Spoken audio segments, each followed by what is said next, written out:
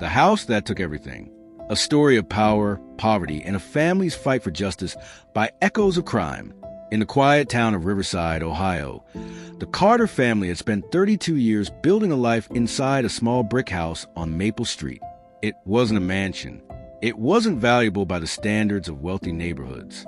But to James and Linda Carter, it was everything.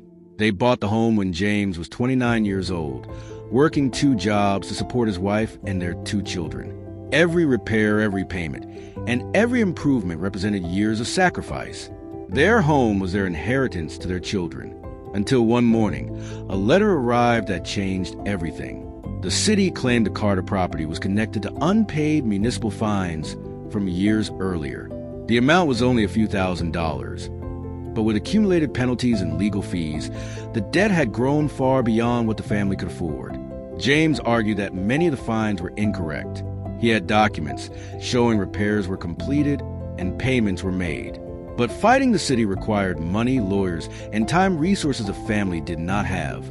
The system moved faster than they could. Within months, the city placed a lien on their home. A legal process began that the Carters barely understood. Court notices arrived filled with complicated language. Deadlines passed before they knew what actions they needed to take. Then came the day they feared. Their home was sold at a government auction. The family lost a house worth more than the debt they owed.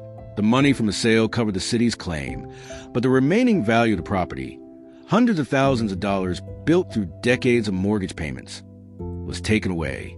James stood outside the home where he raised his children, watching strangers walk through the rooms that held his memories. The worst part wasn't losing the house, he said. It was realizing the system was designed in a way where we never had a real chance to fight. The Carter family story was not unique. Across America, many homeowners, especially elderly residents and low-income families, have faced similar battles involving property taxes, fines, and legal debts. Critics argue that these systems can punish people who lack the money or knowledge to navigate complicated legal procedures. Those with wealth can hire attorneys. Those without it often face the system alone. Years later, the Carter children still remember the day their family was forced out. The house that once represented security became a symbol of how quickly ordinary people can lose everything.